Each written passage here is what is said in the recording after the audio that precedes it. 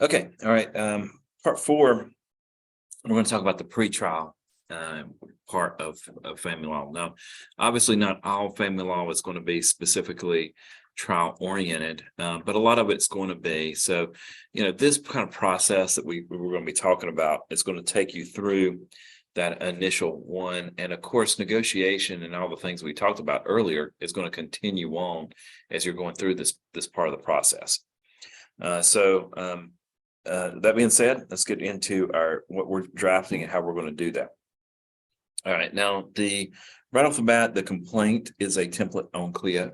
So when you are dealing with a family law case, you're going to want to start with a template as far as that goes. Now, generally speaking, the way we do complaints, and that's just because I think it's important to be able to have a general format that we use in family law cases. So, because there's a lot of times that, it may be that one attorney is going to be doing the pleadings, and then another attorney is going to be dealing with where this thing's going to be going into court. So, our complaint is certainly not perfect, but it's designed to be very flexible. So the part of it can look the same each time. So it starts out with the introduction. We always put in our name as our firm. I think that's important that we say, like, look, this is the client's being represented by King Law. And, it just so happens that Haley Porterfield is the attorney signing this, but King Law is the one who's representing them. So, that way, when Delton has to pick up and do a court on Monday morning for you, that it's not, nobody blinks about that. So you want to have that as being the start. You want to also list any previous orders in the case just right off the bat, so you can kind of clarify as to what that's going to be. Because occasionally you are going to be filing a complaint where there's previous orders, maybe in another state, maybe it's a GSS case, something else is going to be there. In South Carolina, you're always filing a new complaint, even a motion to modify, which would be a complaint to modify. So there's going to be a lot of referencing back. You want to have your jurisdictional points in there. I think it's very important to start out with jurisdictional issues. You want to have the basic facts, the marriage date, separation date, minor child's names and birth dates, and any specific facts. And I think those should be listed out where you say, like, it's in the best interest for the child to be in the custody of the plaintiff because, and then you do letters all the way through. So you're not, so it's all part of the paragraph of whatever issue that's going on. I'm not a huge person about making sure that every complete fact is into your complaint. I know that some attorneys take it to, like, this is the chance for me to write down every single fact that is going on in the case. Maybe that will help them remember the case later on, whatever it may be. I personally think that, putting in the salient facts is what you want to do. This should not look necessarily like the opinion letter or the trial brief. But you do want to put in facts that support a emergency order if you're asking for that. That tends to be pretty common. So you want to have those things in, and you have to put in that your client is a dependent spouse and that the other party is a supporting spouse. If you're asking for alimony, you will be dismissed if you don't have that specific language in your complaint. And then after those facts, we have each claim listed in order. So it's like, here's the claim 1, claim 2. So it's always in there. So it's very easy to see what those claims are. And then you have a prayer for relief for each one of those claims. Make sure that you've got that in. I don't, in family law, I don't think that the judges spend a lot of time looking at pleadings. I think that in general, I would rather you file the case and get it moving, and then later on add what you need to add. A couple of things that I think are important. If you're doing an equitable distribution case and there is a owned corporation, that corporation has to be a party to the action. So because that is a separate entity, and if the person owns a corporation, you need to add them as being a party to the corporation. To the action. If obviously, if for whatever reason you think that a third party has custody or something like that that you need to deal with, you may want to add that person as a party to the action. There may be strategic reasons you don't want to add that person as a party to the action. You don't want to necessarily mistakenly give standing to a person who may not have standing on the case. So those are pretty important pieces of it.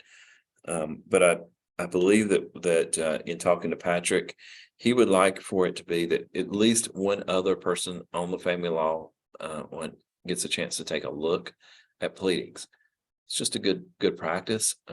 So when you finish a pleading, it may be, I mean, Krista, it might be that you send it to Patrick Bryan for it, but it may be something that's just as simple as like, Haley, can you take a look at it? I mean, it doesn't have to be like some kind of hierarchical situation here. It's just a second pair of eyes might be like, oh, you put child, it should be children. It could be just the basic stuff. You just want it to look nice. You guys know that I'm a big fan of Grammarly. I think that just a program like that is really good to have. Even if it fights me, if I put the plaintiff, it wants me to put the plaintiff every time. If I put plaintiff, then it will not let me put the plaintiff later on. So you just have to be consistent and that kind of stuff. But I just feel like good pleading is just the standard of what it is. I think that we should be good writers. I mean, I think that being a lawyer should almost inherently mean you're a good writer. Family lawyers probably are somewhere in the middle. I think that, a lot of times you think of the criminal lawyers as being terrible writers. You think of the civil litigators as being like, that's a little too verbose. I think family lawyers have to kind of balance the need for speed in our cases to get these things filed quickly and the need to be accurate. Do not be afraid to modify your complaint. It's fine that it's like third amended complaint. Doesn't look great, but what it looks like is when I see third amended complaint, I think, damn, I'm going to get somebody who's a detail person, because they think about it and they change their pleadings as it goes. So although it might seem like a negative, it's almost a strength kind of built in that the judge is like, okay, I see that you're adding another party. That makes sense. Second amended complaint is allowed. That's to me, that's a mark of a good attorney. I think about somebody like Patrick Bryan, one of our attorneys is just a really good writer. He thinks about this stuff and he will amend his complaints, when need be. And I think that actually is a strength with the judges that he's against. So I definitely encourage you to do that. Have a good complaint, put it together and do it. Of course, the same thing applies to a counterclaim in terms of that. I am fine. It took me a while to get to this, but I think now I'm good with an answer that says I admit these paragraphs and just put them in a row. I used to kind of fight against that and make it all symmetrical, where it's like deny, deny, deny, deny. But in looking at it a little bit more, I'm starting to change my mind a little bit on that. So it's up to you guys as far as drafting your answers on that. Counterclaims, obviously, you just want to do that in a similar way. And don't forget replies. I mean, in general, you can't get a default judgment on custody anyway. So it's not like that your timetables are as tight, but still, it's still a procedure. Make sure you do that, do your reply, get the stuff done correctly. Sprinkle versus Johnson is a case from last year. And ironically, Corey, who's signed up for a job for us, I found out worked at this case. When he was interning, he did this case, but I thought it was a fascinating issue on service, because complaints don't mean anything unless you did service right. But in that service, I highlighted just a couple of points, because in this case, they served a motion withdrawal at the residential address, but there was nothing to show that the order was served on him. So they served the motion, but not the order. And because of that, they vacated the order. It just struck me as being a crazy result and a scary one for those of us on a one. It just says, remember, you cannot serve at a business address. It needs to be a residential address. And all orders must be served to that same residential address. Because I think sometimes we don't think about serving orders. We think, oh, that came from the court. It doesn't have to be served. You have to serve orders too. And that's how your time for appeal and everything else goes into it. And it was really fascinating to hear what Corey said, because I was like, that just seems like a bad result in that case. And he talked about how the different judges had different thoughts. I don't know if that's gone to the Supreme Court yet. It was a Court of Appeals decision. So I think it was a split decision. So I think it got automatic appeal. So worthwhile to check into. I should have checked it, I guess, before I got started into it. But it's not really the point of the result. It's the point of, gosh, can you imagine being an attorney and the entire trial got overturned because that person didn't get an order that their attorney was not there? So the point being is that we need to work on service. Now, there are some North Carolina cases that will say you have to serve through sheriff's service first. So we've taken that to heart here to say, like, look, we're going to attempt sheriff's service. And I will tell you that is hit or miss at best. I mean, you don't go to police school so you can go serve civil papers. It doesn't get them really revved up and excited. And it's also a sheriff's department thing and a police department thing. So you kind of get a different kind of person over as a deputy who does civil work. That's not to say that they're necessarily bad. I've seen some really good ones that are really take it to heart. And this is sort of a chance to kind of dig into it. But for the most part, it is frustrating, and it is done so mysteriously. We never know when these services are being done. I mean, I'd love to be able to put like a little Starbucks card in and say like, hey, go get you a cup of coffee on your way in. But apparently you can't do that, government officials. They frown on that kind of thing. So building a good rapport, having a good relationship with the sheriff's department will make a huge difference. So encourage, especially case managers, to be able to have somebody they can call and say, did that get served? Did that get served? And update it, because they need to know.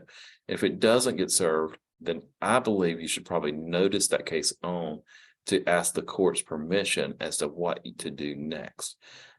But personally, I like to use a process server. I know that Patrick has a little bit different take on that. He thinks that you've got to keep forcing your way through the sheriff's department. I believe that I'd rather try to get some service, because as you guys know, service is one of the gang of four. If you don't object to it when you show up and answer a case, then it is waived. It is not like personal jurisdiction, which you can bring that up, or subject matter jurisdiction, which you can bring up later. Service is one of those 12B ones that they have to object to.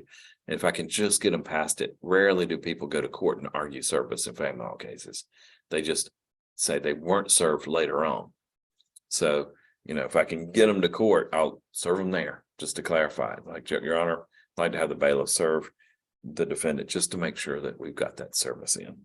It's just an important part, and we just don't talk about this role of civil procedure very much in terms of what that looks like. All right, you guys have any questions about complaint or service?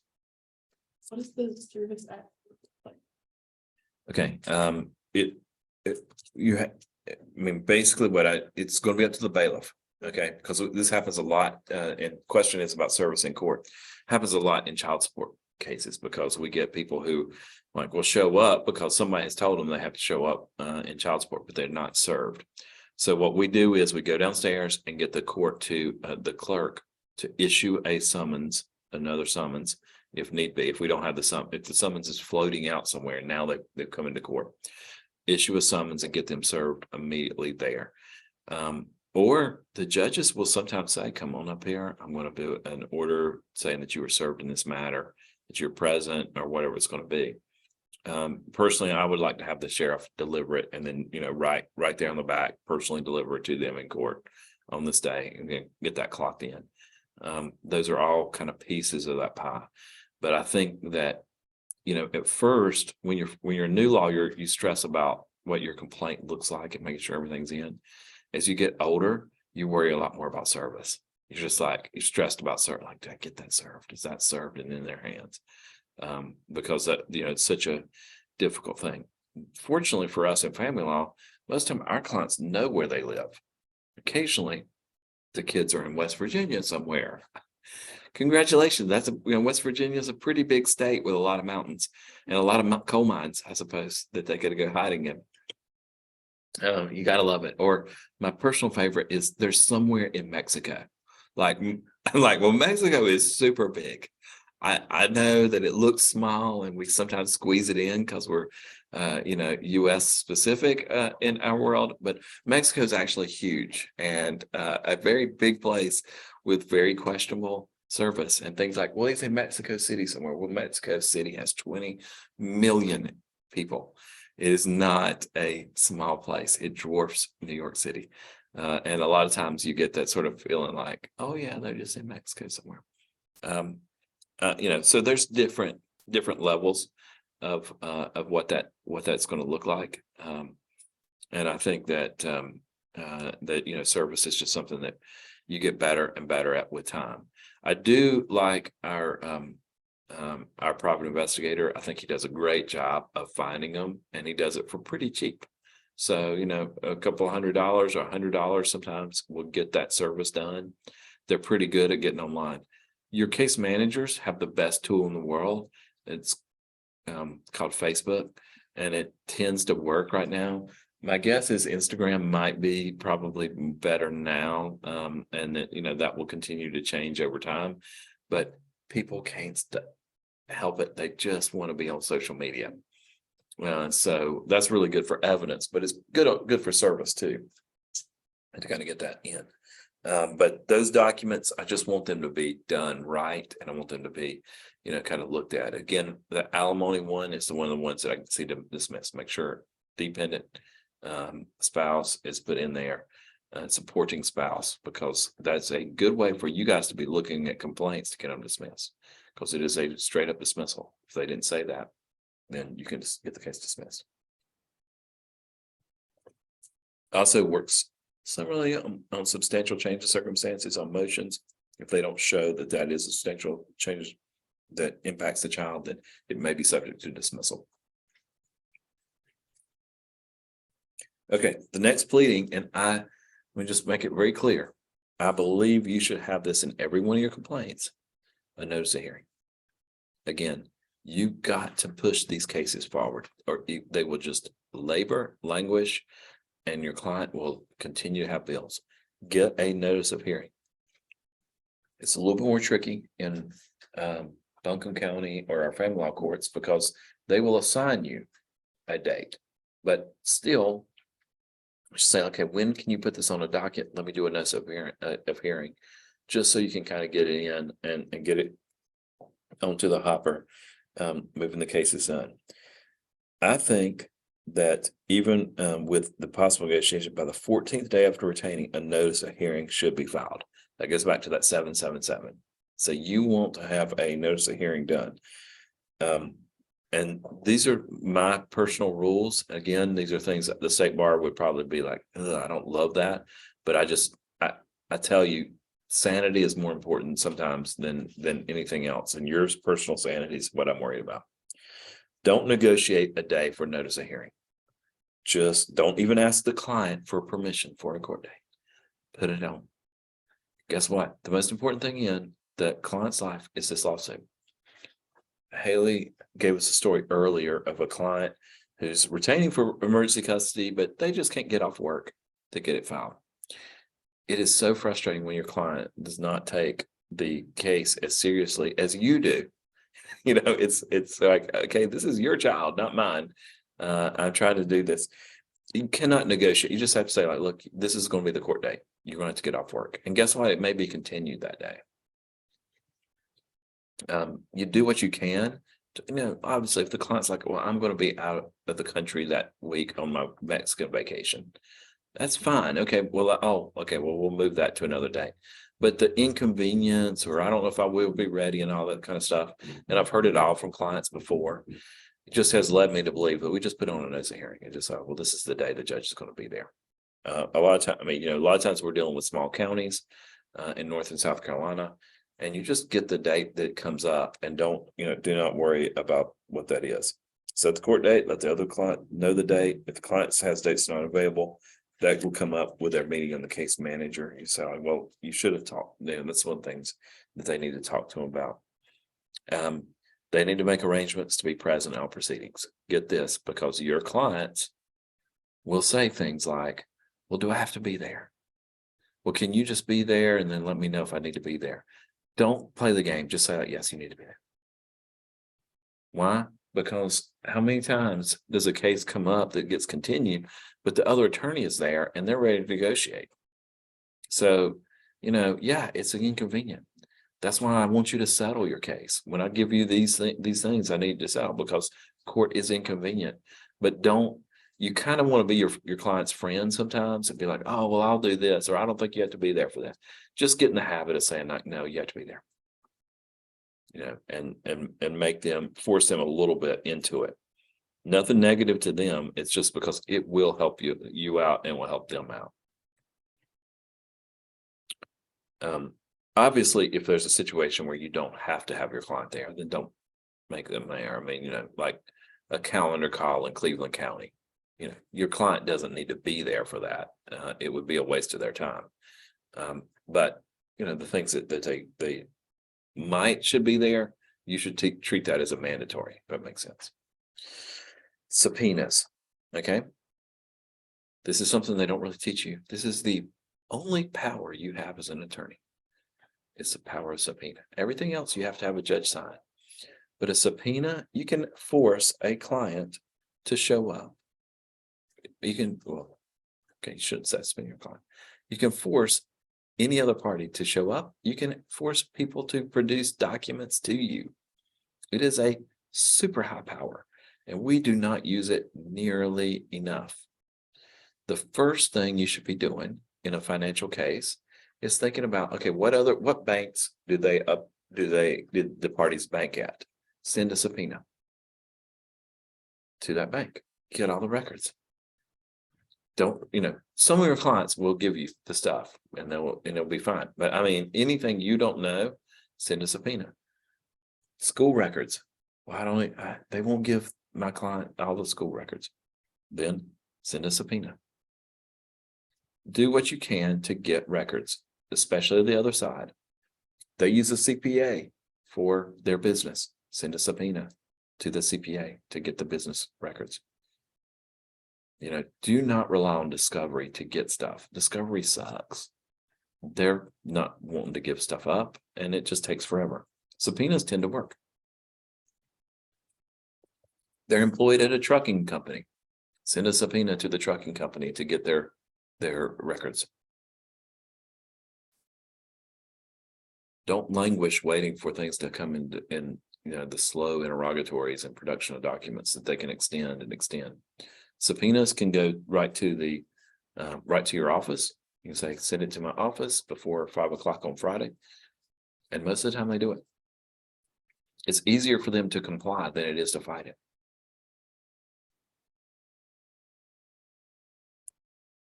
As a note, you do have to send subpoenas to the other side. So when you send a subpoena out, the other side gets to see the subpoenas that you sent. And nobody does that to us on the other side. So you can burn other attorneys for failing to do that.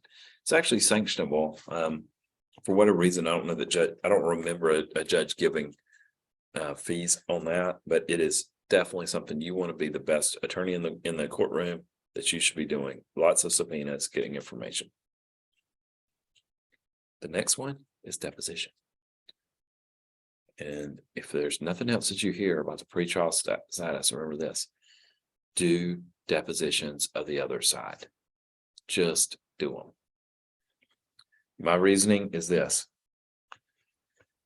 I'm going to spend a few hours getting ready for trial.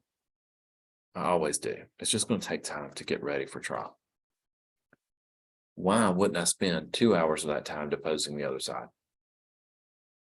The only difference in cost is going to be the cost of the court reporter, and you do not have to get a transcript. So you can just say, I don't, I'm just doing an appearance right now. I don't know if I'm going to order a transcript. Can you be available on blah, blah, blah date? The court reporter will do everything they can to do the transcript. That's how they make the most money, but it doesn't matter. Just do an appearance fee. Say, we'll probably order the transcript later, but I don't need it now. But I do need to have you there present to do the deposition and to take notes or take the transcript of it. Just tell the client, say, look, I know what you've told me about the other side, but I need to hear it from them. Like notice of hearings, case managers simply pick a day that works in the client's schedule and just set a deposition. I like to call the other side and say, we have 3 dates for deposition. Which one do you pick? That way, and not like what days do you have available? Don't make it even, don't make it open-ended, give them 3 dates. If they don't pick one of those, and you should even say, like, unless I hear back from you, I'm going to pick this one. But which of these 3 dates work? In North Carolina, we use actual court reporters. They really go all over to be able to get that done. They've been pretty good and easy to do it. And I would kind of limit yourself to 2 hours. Don't drag it out a long time. I mean, get the important information and move on. If they're just basically these are the way I would handle a deposition. First of all, what's the schedule? And schedule it for our offices when you can. We try to make all our offices, nice enough to be able to do a good deposition on. You set it up and say, all right, introduce yourself first. This is Brian King Law Offices. I represent the plaintiff in this matter. We're going to begin with what I believe is the standard stipulations, and then I define what that means. That all objections are reserved except for form and privilege. So by that, I mean that any objection that other side is going to be assumed to have that.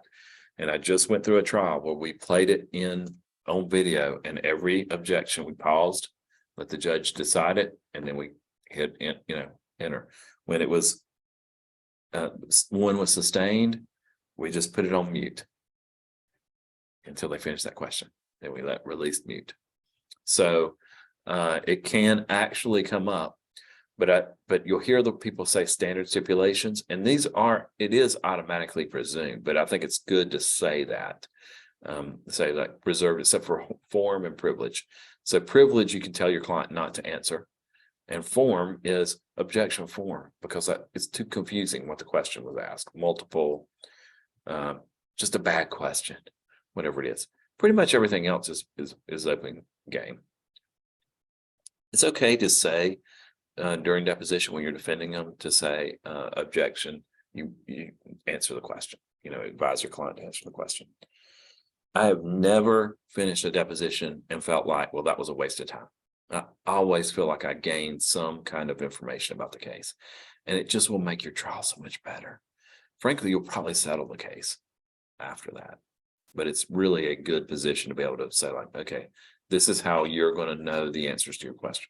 And I usually ask them good questions about the settlement and say, what is it that you want in this case?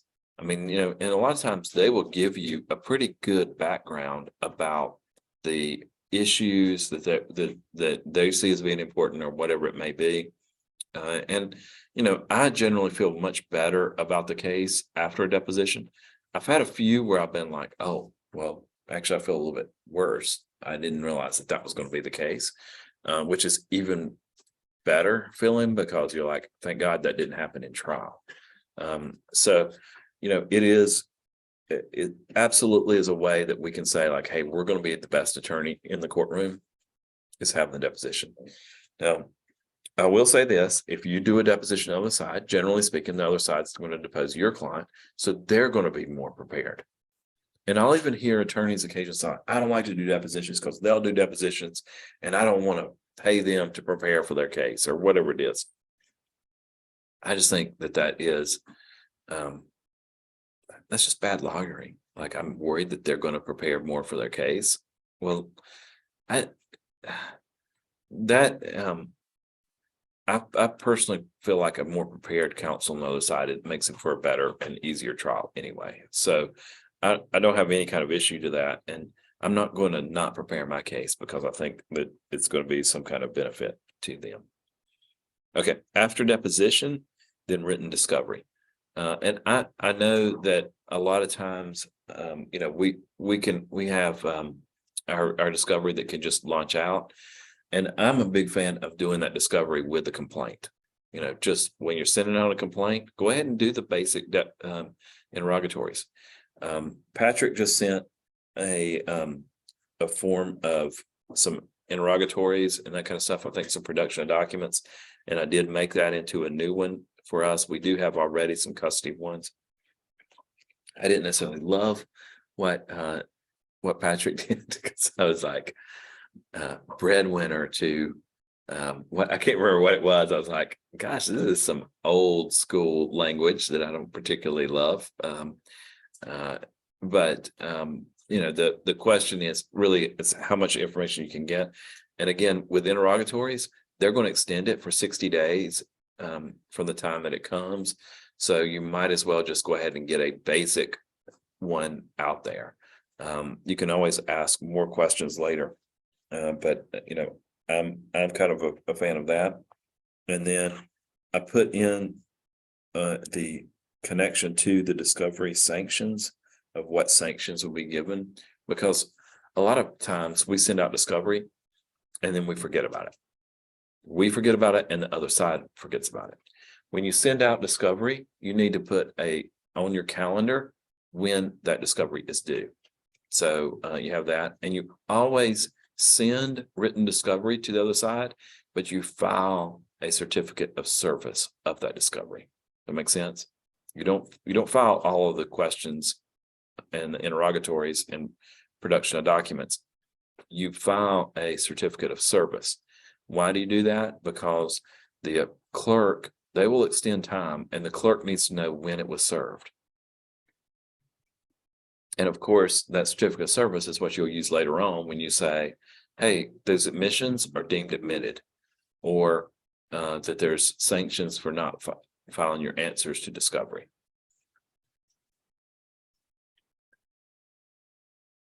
When you are responding to discovery, there is a case called King versus Colitis that says that trial strategy is not discoverable. So I cannot send an interrogatory saying which witnesses are you going to have testify. I can do what expert witnesses would have because experts are allowed. I can't ask, what will this person say in court? That is a court strategy. I can say, what does this person know? That's not court. It's a fine line, but that's probably your number one objection. King v. Colitis. I think I have that reference later on in this book, so you can pull that case up. You also file a motion to quash if you don't want to answer a question. So you can say, like, I want to move to quash that one. You can quash a subpoena. That's the proper way to not, if you have a client that you just don't want to answer that. And if you want it answered and they didn't answer it, you do a motion to compel. Motion to compel answers to these questions. That's the proper format on how to deal with discovery issues on both sides. Quash or compel. And when it comes to decisions, the bench book is listed as a school of government one. And that's a really good reference. The judges will be using that article to determine what the sanctions are, what needs to be done, or otherwise.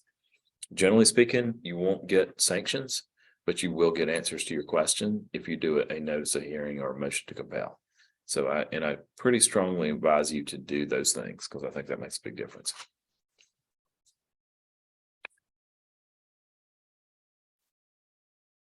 Okay, now we're to my personal favorite pretrial part of a case, and that is the pretrial order.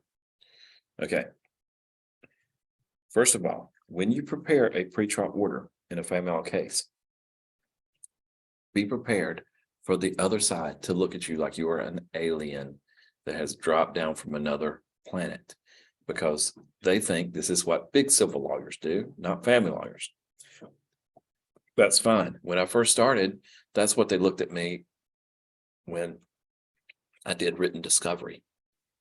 In fact, when I did my first written discovery in a case, Gerald Willis, who is still an attorney in Rutherford, sent me back an email that said, "We don't do that shit in Rutherford County." That was his response to my written discovery. It turns out he was wrong. We do that shit in Rutherford County. It's called the Rules of Civil Procedure. Pretrial orders are currently that same version when I deal with other attorneys. I'm like, look, we need to know what our case is going to look like. Shockingly, that needs to happen in our cases. So you should prepare a pretrial order. This is what's going to let you sleep at night when you're worried about your trials, because your pretrial order will be like a playbill when you go to Broadway. And who doesn't like a really good playbill to be able to say, like, well, who's playing Hamilton tonight?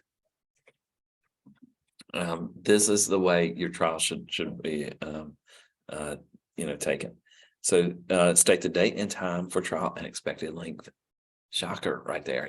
Is this trial going to take 4 days? Okay. List the facts stipulated by the parties. All the parties agree that this is the marriage date. This is the separation date. These are the dates that the children are being born. So you can put that in, and it's already in.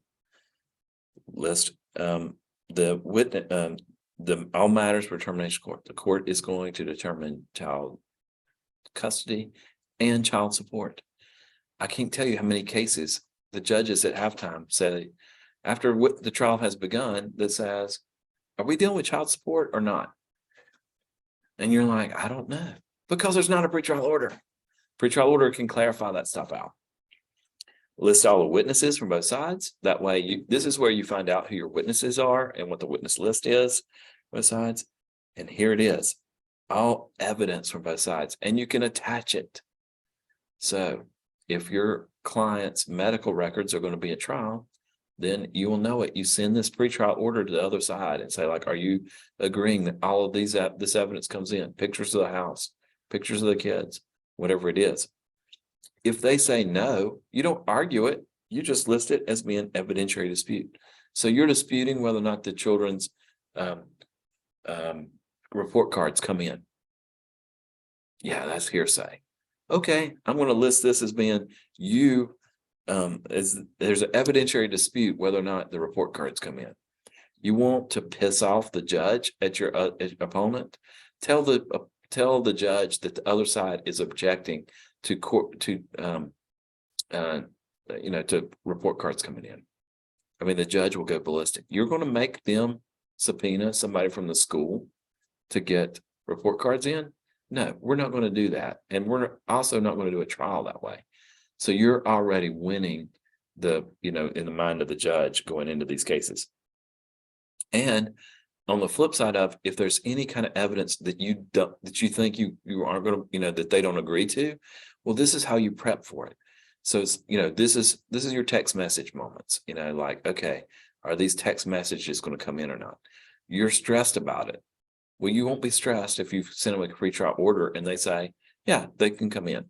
Or they say no, well, now you've prepped it, you know exactly what it is and how you need to get it in. Pretrial order solves all that. And then, of course, if there's any jury instructional law that needs to apply, this will make your life so much better because your trial is already done. You'll know exactly what it's going to look like, who's going to be there, what's going to happen, when it's going to happen. So, I strongly recommend pretrial order. Even if it doesn't get signed, you're sending it to those sides so they know what to expect. Okay. Finally, the trial notebook. If there's one thing that I would say it is a hallmark of a King Law attorney going into a family court is we do trial notebooks. They look professional. They intimidate the heck out of the other side because they they always look the same. I always like to use a black notebook with the slides at the top that puts the case name on it. But on the side, it has a case name, has our law firm on it. And it is my absolute Bible of this is the way it's going to go. I like for it always to look the same. First thing, open it up. There's the table of contents. This is where I fall in love with Jeannie every time. There's my table of contents, and it's got all of everything that's in that trial. Open it up. There's my trial brief. Why? Because that's going to be my facts. That's going to be I'm going to highlight that, make sure I got my law, make sure, this is my law school version of the case and what's going to go on. Next, the summary of the case, the opinion letter. Then I'm going to have the pleadings. And Jeannie does a table of contents for my pleadings. Open it up and all my pleadings are there in order where it is. So when the judge says like, well, when was the complaint filed? When was the answer filed? You're answering these questions at the pretrial conference. The complaint and all the motions and everything else that goes into it is there. Over time, I've stopped putting certificates of service and every continuance order and things like that in there. It's up to you. It's just that in general, people sometimes are like, look how thick my trial notebook is. And at first you're kind of excited about that. Later on, you're like, look how thin my trial notebook is. I know exactly what this trial is going to look like or whatever it's going to be. And kind of put that in. Next is evidence and exhibits for trial. If it's an equidistribution case, I recommend a separate notebook for that. So if it's a big one and you're going to be doing a lot of business records and, bank account, the last 12 statements and all that, I would tend to make that a whole different one. But custody cases, that kind of stuff, your evidence and exhibits for trial and a table of contents again for that chapter. Number 6, super important, consent order. I will tell you that, and we'll when we talk about trial, we'll really get into this, but your trial is going to be, in my opinion, pretty much over in 5 minutes. The first 5 minutes of the judge hearing from you in the pretrial, they're going to kind of make their decision. They may modify it for some from that, but they're going to probably give you some feedback. And at that point, they're going to say, well, here's what I think is going on in this case. And you're going to say, well, here's my consent order. This is exactly what that looks like, or just slightly tweaked from that. And then you hand it to the other side. And there you are, being the one who's getting this case resolved. What you don't want to be is dude that writes everything on a memorandum of judgment. Okay. Because let me tell you, every attorney that's not King Law, this is the way they operate. Give me a memorandum of judgment, clerk. And you're like, oh, no, that's not the way I want to practice law. I want my stuff to look like this. Here's my consent order. And give it to them and show them exactly that has all the details. It's written out well, and you have a full copy of it. Number 7, witness interview sheets. I like to have all my witness interview sheets there because grandma's going to be there. I'm probably meeting grandma for the first time. Maybe the first time I'm meeting their buddy or whatever it is, but I have their client witness interview sheet in front of me. They filled it out. It's got all the information on it. I feel okay about that. Number 8, super important because we all travel different places. Haley's walking into Gastonia. She is the only one with the local rules of court in Gaston County, and that's in your notebook. So and before trial, while I'm waiting or I'm going through calendar call, you'll see me open up my notebook. That's what I'm reading. I'm almost always reading the local rules because there's almost always something weird in their local rules that nobody else does. Sometimes the judge doesn't even know it's there. I'm like, compliant to your local rules, I'm giving you my witness list of 7 witnesses. And the other side's like, we don't do that here. And I'm like, actually, you do. Your local rule number 7 is that before trial, I'm supposed to give you a list of all witnesses in my case. Where's yours? And it truly is. They don't know their own rules or whatever it's going to be. But I promise you, the judge kind of knows. And if you're playing by their rules, they'll appreciate that. And then number 9, the district court judge family law bench book. And I will just note for Krista, claims relevant for hearing. Don't print the whole thing out. It's 1,200 pages. So don't need the whole thing, just your claims. But it is so awesome when you have your claims. That's the next thing I look for before trial. You just go through and highlight like custody. Oh yeah, that's actually a law thing. You know, it feels like a factual thing. There's actual law in it. You highlight it and kind of point it out. So that is pretrial. You guys have any questions as to the pretrial format and how we want to handle these things? Okay. Let's